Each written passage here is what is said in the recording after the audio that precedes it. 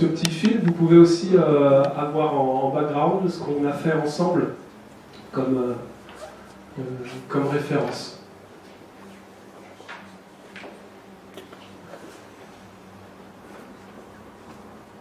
La question qu'on se pose, c'est est-ce qu'on peut comparer, est-ce qu'il y a des points communs entre ce que vous avez fait et ce qui se fait dans cette classe? Est-ce que vous avez des questions, des choses qui vous interpellent?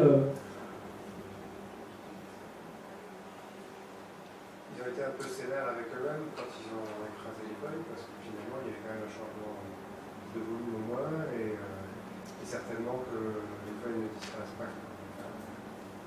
Ça fait partie du processus. Voilà, il y a une destruction mécanique qui doit aider en plus à la disparition biologique. Ok, donc là, si on analyse ce que vous dites, on peut voir le décalage qui peut exister entre les hypothèses. On pourrait parler du mot hypothèse, c'est un peu fort à cet âge-là, c'est plutôt des prévisions, des prédictions, et la réalisation et l'analyse surtout du résultat. Ok. Oui. Oui, vas-y. Disparaître. Oui. Mais dans le premier cas, par exemple, on effrite les feuilles, on les retrouve on peut même dire en poussière si on avait jusqu'au bout, avec un tas de poussière. Et dans l'autre cas, en fait, il y a quand même c'est pas une disparition, c'est une transformation dans les deux cas. Parce que dans les deux cas, moi j'ai eu l'impression en voyant ça que c'était que avec la petite bête que ça faisait disparaître. Voilà. Et puis disparaître, le terme, voilà, du coup. Là, c'est vraiment très intéressant votre intervention, parce que là, on est sur le niveau de formulation. C'est-à-dire, quelle question et quel niveau de formulation on va accepter au début de l'investigation, et quel niveau de formulation, à quel niveau de formulation on va arriver en fin d'investigation. Donc là, en fait, vous soulevez un des problèmes majeurs de toute investigation, c'est que on va parler ensemble de la méthode, mais la méthode entre guillemets, voilà. Mais il faut construire des notions en même temps qu'on investigue. Donc quelles notions? Donc on peut très bien avoir au départ une formulation qui est pas très précise, mais qu'il faut quand même, si on peut, demander aux élèves d'expliciter. Qu'est-ce que vous entendez par disparaître? Pourquoi on va étudier cette question? Donc ça revient à qui amène la question. Ça peut très bien être l'enseignante qui amène la question. Là, vous voyez que c'était plutôt au cours d'une sortie. Moi, je n'ai pas la réponse. Est-ce que les enfants ont posé cette question? Est-ce que c'est pour ça qu'elle est sortie? Ou est-ce que c'est au cours de la sortie qu'ils ont posé cette question? Ou est-ce que l'enseignante a amené cette question? À la limite, peu importe.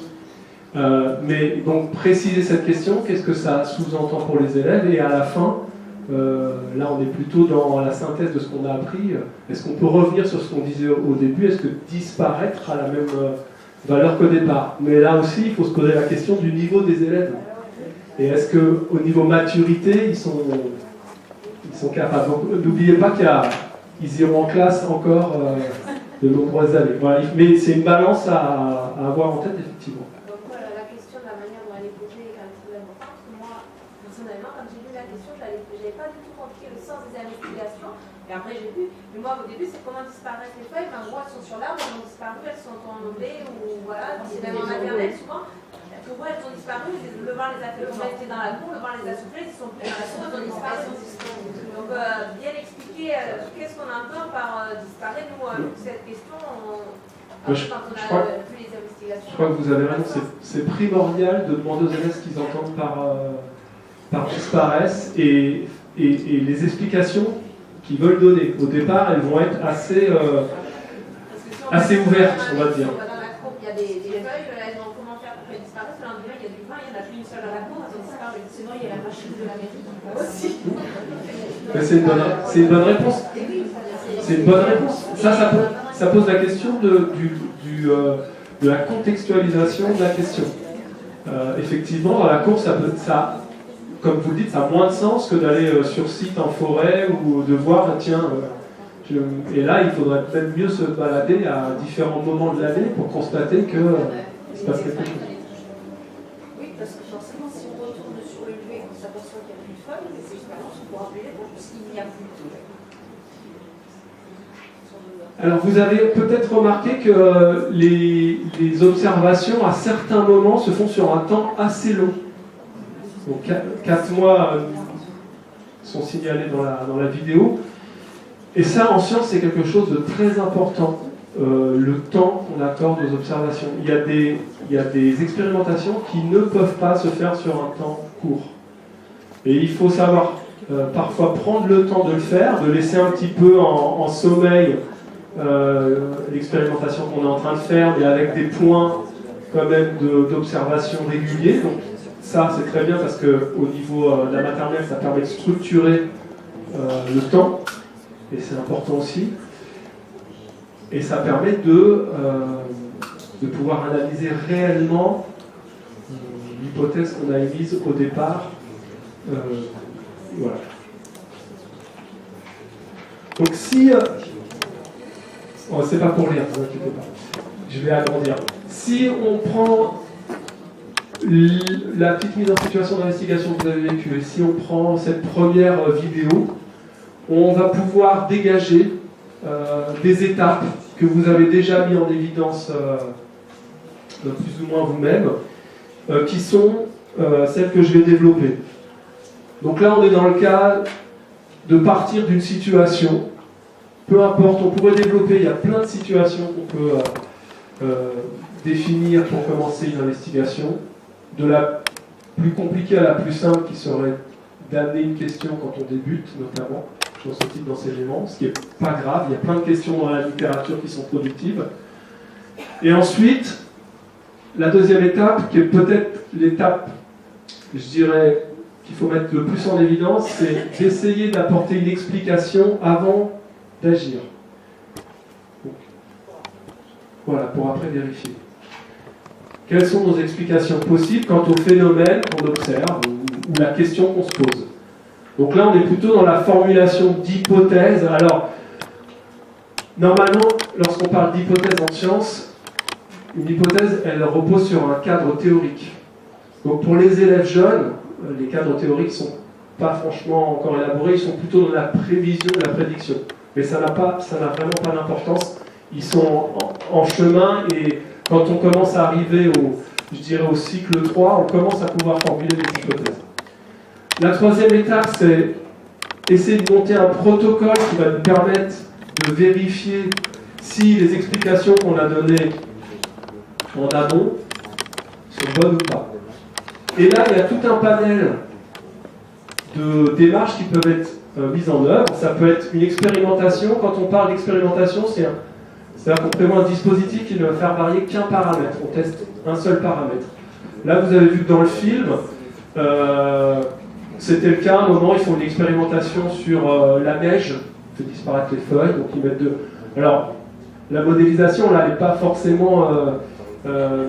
oui, parce qu'ils prennent de la glace. Mais bon. On peut tâtonner expérimentalement, et c'est souvent le vecteur de la démarche technologique. Quand on cherche à construire un objet dont on a défini un peu un cahier des charges, ou fabriquer un objet quelconque, souvent, on fonctionne par tâtonnement.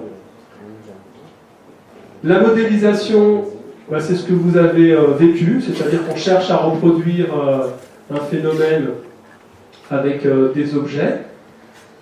L'observation, vous avez vu que là, dans les expériences qui sont mises en œuvre, on avait un croisement entre expérimentation et observation, c'est-à-dire qu'une fois qu'on a posé notre expérimentation sur un temps long, on va voir ce que ça donne. Et puis, on postule à la main à la pâte qu'on peut aussi, par moment, passer par la recherche documentaire comme vecteur d'investigation à partir du moment où on a les deux étapes précédentes qui ont été mises en œuvre. C'est-à-dire qu'il y a une vraie question et un raisonnement qui a été en marche. On peut résoudre une investigation par recherche documentaire, et bien évidemment, il vaut mieux privilégier les autres moteurs quand c'est possible et quand c'est simple. Et puis après, on déroule des étapes qui sont, on analyse les résultats qui sont en prise avec les protocoles qu'on a mis en œuvre, et puis on essaye de structurer le savoir qu'on vient d'apprendre. Et là, ça revient à la question qu'on posait, c'est-à-dire que, en tout cas à la main à la pâte, on ne prône pas la démarche d'investigation pour les compétences transversales de la démarche, mais pour également apprendre des notions de science. Donc c'est très important. Alors la grande différence entre les élèves et les chercheurs dans les labos, c'est que eux, ils cherchent des savoirs qui sont déjà établis par d'autres, et notamment par les scientifiques. Donc, on peut vérifier que ce qui a été localement découvert dans la classe, on doit même vérifier que ce qui a été localement découvert dans la classe est conforme au savoir scientifique qui est établi. On peut le faire par différents vecteurs, et l'enseignant peut être le garant de cette vérification. Il peut signifier aux élèves, ce que vous avez trouvé, c'est conforme au savoir scientifique, donc maintenant on est en mesure de le retenir, de le faire fonctionner dans un autre contexte. Et puis, évidemment, ça, vous le savez bien, quand on a acquis des nouvelles notions, il faut essayer de les faire fonctionner dans un nouveau contexte, voire dans un contexte proche au départ, c'est mieux, et puis dans de nouveaux contextes, si possible. Je vous ai mis je vous laisserai le diaporama et je vous ai mis les références sur notre site des schémas. Donc vous voyez là on a une démarche un petit peu linéaire et dans la référence nuance un petit peu cette démarche linéaire par ce schéma. Je vais pas entrer dans le détail. Vous trouverez d'autres schémas qui sont peut-être un peu plus compliqués pour qui débute dans ce type d'enseignement, mais qui sont, je dirais, moins linéaires, un peu plus nuancés, notamment au niveau des verbes qui sont notés autour du schéma central, qui signifie qu'il n'y a pas de moment privilégié de la démarche pour discuter, débattre, mettre en commun, réfléchir, noter, coopérer. Ça, c'est à vous, en tant qu'enseignant, de dire à cette étape, on va plutôt être dans une interaction de petits groupes, de grands groupes, on va plutôt noter des choses, etc. Voilà. C'est pour casser le côté figé de la démarche linéaire. Alors voilà, maintenant qu'on a cette référence partagée, j'aimerais qu'on aille voir ce qui peut se passer du côté de la petite section, et puis avoir vos réactions par rapport à la vidéo que vous allez voir, et puis par rapport à votre propre expérience, puisque vous en avez vu.